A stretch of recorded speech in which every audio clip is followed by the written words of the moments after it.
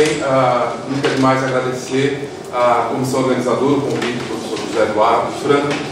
E eu trago aqui um trabalho que está sendo desenvolvido na Universidade Presbiteriana Mackenzie, no programa de pós-graduação em Ciência da Religião, com orientação da professora Alice Ribeiro.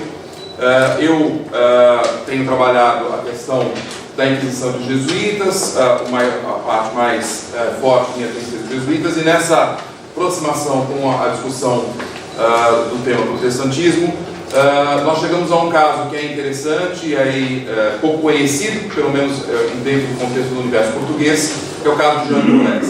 Então eu peço licença para ver qual é o espraiamento do que vai ter as ideias de Lutero e Calvino no contexto brasileiro, no século XVI, bem naquele momento que é o frigir dos ovos. A questão importante para a gente colocar é que Villet Gagnon vai, aí dentro daquele movimento da metade do século XVI, do 1554, fundar aquilo que a gente conhece como França Antártica. Junto com ele, um grupo de huguenotes e católicos que estavam presentes. E, num segundo momento, numa segunda leva, nós vamos ter a presença de uma figura importante, que é João Cointac, ou Monsieur de Molès, e depois também chamado João de Molès, João de Boulez, e a variação do nome é mais de 10 grafias diferentes que a gente tem para a referência dele. Então, aí a própria citação que a gente tem do Jean Delery, que faz a referência a esse episódio da França Antártica, é interessante para nós, porque ele já registra a figura do Jean de Molès como uma pessoa instável, católico, formado, mas que tinha se aproximado das ideias protestantes e dentro do navio tinha mostrado um discurso oscilante, né? E o que nós vamos ter aí de cruzamento de histórias de vidas? Na primeira leva de franceses que chegam à Baía da Guanabara, nós vamos ter a figura de um protestante que é Jacques Valère, que vai fazer parte da Confissão de Guanabara.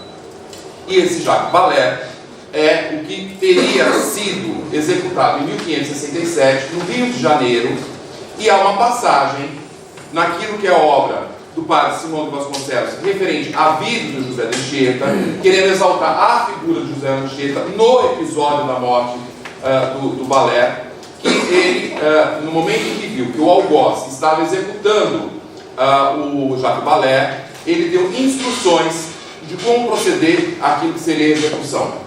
A historiografia é controversa com relação a essa situação, né, e gerou uma polêmica muito grande da historiografia a partir do século XVIII e principalmente no final do século XIX, onde você tem um embate dos autores católicos e protestantes trabalhando numa dualidade. O fato é que o Simão de Vasconcelos vai trazer um sentido de exaltação daquilo que teria sido a figura do José de Anchieta, fazendo a confusão do Valère com Boulez. Essa situação permaneceu até praticamente aquilo que é a publicação do processo da Inquisição do Jean de Boulez no início do século XX pela revista do Instituto Histórico e Geográfico, 1905-1906. Então, aí a questão é que ganhou, né, uma série de má interpretações que foram sendo assumidas por Frei Vicente de Salvador, que vai falar também sobre a vida do José de Anchieta, falar desse episódio que macula, vamos dizer assim, a imagem do José de Anchieta. Se a gente acompanhar o processo do Anchieta como santo, desde o século XVII, ele esbarrou numa série de impedimentos. O próprio Vieira esteve em Roma para tratar da santificação do José de Anchieta, e algumas das coisas que esbarrou foi justamente essa passagem que nós temos aí nesse episódio, tá? E aqui é um pouco da documentação que veio no século XIX, o Marco de Cândido Almeida, que parece ser forte ali no momento da proclamação da República, onde nós temos a presença protestante mais forte e uma estruturação melhor daquilo que seriam as discussões das ideias, né? O que eu trago para vocês? Aqui só a documentação. A questão dos impasses que a gente vai ter, e aí buscando o que nós temos de fato que pode ser rastreado em termos de documentação historiográfica. A questão do Jean Boudère, do Jacques Valère e Pierre Bourdon são aqueles que vão se manter convictos naquilo que é chamada a Confissão de Guanabara. A gente sabe que o Villet Gagnon ele vai oscilar muito naquilo que é o seu ideário, o ideário religioso dele está muito ligado àquilo que são os interesses político-econômicos e a instabilidade política que a gente tem na França nesse momento, né? E aí ele vai, de certa forma, perseguir esse grupo que é desafiado a montar a Confissão da Guanabara e praticamente, logo em seguida, ele define a situação da execução daqueles que tinham participado da Confissão da Guanabara. E aí começa o cruzamento das duas histórias. Jacques Valère, ele teria fugido dessa situação e ele vai em direção àquilo que é a cidade de São Paulo hoje, ou a vila de Piratininga, que tinha sido fundada em 1554. Né? O João de Boles, que também está nesse momento vivendo na situação do Rio de Janeiro, Baía da Guanabara, ele também vai fugir e vai em direção àquilo que é a cidade de São Paulo. Ou seja, nós vamos ter na região de São Paulo, São Vicente, que fica no litoral, os franceses. E as cartas jesuíticas vão nos dando a dimensão de qual é essa a presença, né, dos franceses nessa situação. Nós vamos registrar falas importantes com relação aos franceses, e aqui eu já chamo a atenção que hoje é possível inferir que situação. O Jacques Valère tem uma convicção muito forte com relação ao calvinismo, e portanto, mais forte intensamente, que é questionado pelo padre Luiz d'Agrand, que está na região, e justamente é ele que faz a acusação contra os franceses nesse momento. Já o Jean de Boles, ele é mais panfletário, instável e, vamos dizer assim, gosta, entre aspas, daquilo que eu coloquei, de causar, né? Ele gostava de polemizar em público naquilo que era a Vila de São Paulo. Nós vamos encontrando nas cartas jesuíticas uma série de relatos, seja do padre Luiz d'Agrand, do irmão José de Anchieta, que está nesse momento, nessa passagem de São Paulo e São Vicente, fazendo críticas àquilo que é a figura do Jean de Boles. Sabe-se pouca coisa sobre ele, que ele era de origem francesa, que passou pela Universidade de Sorbonne, e que principalmente a maior parte das incidências, quando aparece, é referente à palavra Boles, mencionando as críticas que ele fazia ao Papa, algumas inconsistências que ele considerava da Bíblia, e principalmente advogando que as ideias de Calvino é que deveriam ser absorvidas. O que gera uma série de insatisfações pelo padre Luiz d'Agrand, e que vai solicitar que o bispo tomasse uma ação nesse momento contra Jean de Boles. Nesse movimento são roladas algumas testemunhas mostrando que aquilo que era a fala do Jean de Boles, da divulgação do luteranismo, do calvinismo, vai penetrar numa sociedade que estava sendo formada. Então é um momento ali interessante, e é importante que se diga que São Paulo, fundada em 1554, é uma vila incipiente do lado de um rio, Tamanduateí. Em 1560, nós temos a desmontagem de uma vila que ficava na Serra do Mar, que é São José da Borda do Campo, e que vai reunir com São Paulo. E nesse momento, 1560, em que a gente passa a ter uma estruturação em termos de documentação a partir das atas da Câmara de São Paulo, e essa movimentação, ou esse conjunto de transformações, que vai enfrentar os franceses do Rio de Janeiro. Ou seja, aquilo que é a expulsão dos franceses não teria acontecido se não fosse a presença jesuítica, mais os índios, além da atuação de Mendissá e das tropas que ele traz da região da Bahia. O fato é que há um desconforto com relação à figura do João de Boles, mas há também um interesse na figura do João de Boles. Qual é? Ele passa aquilo que ele conhecia sobre o forte francês de Coligny, ou seja, quem faz a entrega dos franceses, qual era a estrutura de defesa, como eles estavam articulados, como eles poderiam ser desestruturados em termos daquilo que era o local, vai ser a figura do Jean de Boles.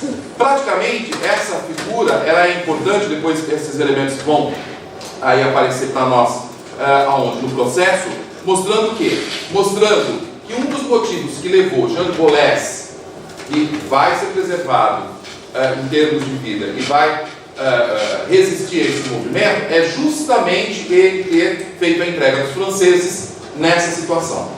Então nós conseguimos aí, a partir das cartas de 1560 para frente, intensificar e aí alguns trechos que eu coloquei no processo, né, de compreensão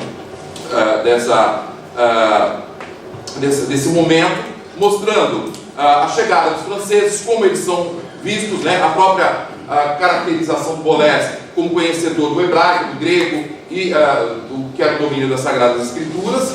O interessante, ele vem acompanhado e há um julgamento de valor naquilo que são as figuras que o acompanham. Pedro de Villanova, também identifiquei o processo de Pedro de Villanova na Inquisição de Lisboa, isso por causa da visitação do Santo Ofício no final do século XVI, onde ele faz referência que ele foi criado do Jean de Boles, e aí o que teria sido as ideias protestantes circuladas, além de outros, Martin de Paris, André Lafont, que são tidos como pessoas com menos cabedal intelectual em termos de entendimento da situação daquilo que seria o protestantismo propriamente dito. O que a gente vai ter? Aí o entendimento de Boles também. Ele circula muito com aquilo que seria a comunidade judaica, onde ele teria tido uma formação. Praticamente, o que a gente tem a caracterização, como já foi dito aqui, no negativo da figura protestante, daquilo que ele trazia, né? A corrosão que se poderia fazer numa comunidade crescente, onde não havia muita convicção daquilo que seria o processo, né, católico, ainda uma sociedade colonial instável e essa estabilidade muito presente no discurso jesuítico, né? Quais eram os efeitos que uma figura empolgante como Boles poderia ter no seio dessa comunidade? Tanto que muitos dos arrolados vão mostrar que essa penetração do discurso de Boles é forte. Tem o caso de uma senhora que vai ser instada, né, nesse processo da Inquisição, em que o marido dela se comportava diferente a partir daquilo que teve como conversa com Jean de Boles, e que teria virado a cabeça dele e aquilo que seria algo prejudicial, né, nesse momento. A dificuldade da conversão dos infiéis nessa discussão, e a gente consegue rastrear a partir de 1560 até 1564, 65, todo esse movimento nas cartas jesuíticas. Inclusive, uma das etapas do processo que a gente está fazendo dentro do programa é transcrever o processo da Inquisição e comparar com a carta acusatória do padre Luiz da Grã, ou seja, como foi praticamente incorporado todas as denúncias que foram feitas do padre Luiz da Grã no processo inquisitorial. Lembrando também que a palavra Balé, ou Jacques Balé, não aparece nas cartas jesuíticas desse período, né? Então, praticamente, enquanto o Jean de Boles tem uma figura ou algo mais retraçada, né, em termos de biografia, a figura de Jacques Balé é muito esmaecida nesse movimento. O que a gente vai poder encontrar? O nome das testemunhas, aqui eu coloco alguns para vocês, né, Eleodoro Ebano, José Adorno, o próprio padre Manuel da Nóbrega, que vai fazer algumas referências importantes, né, instando o próprio padre Luiz da Grã, e aí praticamente eles vão estar participando daquilo que seria a Inquisição, do processo inquisitorial. O que aparece? Coisas, né, escandalosas e heréticas, a forma, sempre por ouvir dizer, a questão não há nenhum texto que pudesse comprovar, apesar de se ter registro de que o Jean de Boles teria escrito um pequeno livro de ideias heréticas, que é mencionado no processo inquisitorial, né, mas não se identifica. Então, as críticas ao Papa Clemente VII desse momento, né, a gente está no movimento do Concílio de Trento, que é bom que se diga isso também. Então a gente consegue, aqui o texto que eu mencionei para vocês, que existe um pequeno texto, um pequeno livreto, que o Jean de Boles teria confeccionado a partir das ideias protestantes e que seriam nocivas para esse contexto, né? Qual era o grau de conhecimento que o padre Manuel da Nóbrega teria tido, ou José de Anchieta, e aqui eu coloco o padre Manuel da Nóbrega, porque ele vai fazer algumas críticas e teria dialogado de uma maneira mais intensa com o Jean de Boles, é o que chama mais atenção no processo. O que nós temos em seguida, sendo bem objetivo? Ele vai ser definida a prisão dele na vila de Piratininga, São Paulo. Depois ele é transferido do Rio de Janeiro e ele segue com status de SA para a Bahia. Então nós conseguimos rastrear essa trajetória do Jean de Boles até a Bahia, onde vai ser detido, e que parece que ele continua durante todo esse percurso defendendo as ideias e fazendo a defesa acirrada daquilo que seriam as ideias protestantes, ou pelo menos tentando divulgar alguma das ideias que estavam postas naquele momento. O que é interessante a gente perceber é essa mobilidade do Jean de Boles, ou seja, que não acontece com Jacques de Ballet. Jacques de Ballet, ele fica na região de São Paulo e Rio de Janeiro, não chega aí para a Bahia. Lembrando que a Bahia, nesse momento, é a capital da colônia, né? Há um motivo para Jean de Boles ser feita essa mobilidade. Essa situação, talvez até de um, entre aspas, prestígio, é importante, porque como ele seria o elemento-chave daquilo que seria a entrega dos franceses para o Mendes Sá vai levá-lo, né, para a região da Bahia, ou pelo menos o sobrinho que acaba fazendo essa operação. O que é também interessante, nós vamos buscando nas cartas jesuíticas, a partir daqui, o padre Miguel Torres vai informar já em Roma, sabendo da atuação do Jean de Boles na documentação. Ou seja, quais eram os impactos que as ideias calvinistas e protestantes estavam tendo em terras da América Portuguesa nesse momento, né? Praticamente, a preocupação que a gente tem aí do padre Miguel Torres é colocar, afirmava que Boles poderia ser multidano em espiritual e temporal e demais está tiranicamente. Ou seja, qual era o impacto que se poderia ter se não se fizesse uma contenção mais rígida e ríspida daquilo que seriam as ideias protestantes, né? Praticamente, a partir daí, o bispo, o doutor Leitão, é que vai instruir o processo. Ele vai caminhar para a Bahia, né? Vai ser encaminhado para a Bahia. Nós temos uma defesa do Jean de Boles com relação àquilo que as ideias que a gente tem da acusação. O que a gente percebe em termos de documentação é que é um abrandamento das ideias daquilo que o Jean de Boles defendia, ou na realidade uma oscilação, uma conveniência política. Eu acho que o tato de Jean de Boles é bem interessante nesse movimento de atuação, né, aí do momento. E praticamente ele é letrado, ele consegue ter uma boa articulação, o processo vai sendo instaurado e a petição do Luiz Lagrange ganha força e que vai caminhar. Ou seja, praticamente tudo aquilo que é posto na carta do Luiz Lagrange é corroborado na Bahia e aí ele é entregue à Inquisição de Lisboa, né? Então, a petição vai ser feita em 24 de março de 1563, né? Praticamente ocorre a viagem do Jean de Boles, ele é entregue na Inquisição de Lisboa em 28 de outubro de 1563, né? No caso da Inquisição, aqui o trecho do processo 5.451, que é o que nós estamos utilizando como base para a transcrição, né? E fixação para uma eventual publicação desse documento, mostrando todo o processo e que, na realidade, relata o que eu tentei sintetizar aqui para vocês. No final, ele vai abjurar, o Jean de Boles abjura, há uma certa benevolência com relação à figura dele, e aí, tudo que indica, todos os indicadores mostram que ele teria sido favorecido justamente pela intervenção do próprio Mendes Sá na questão, e daquilo que seria o abrandamento da pena.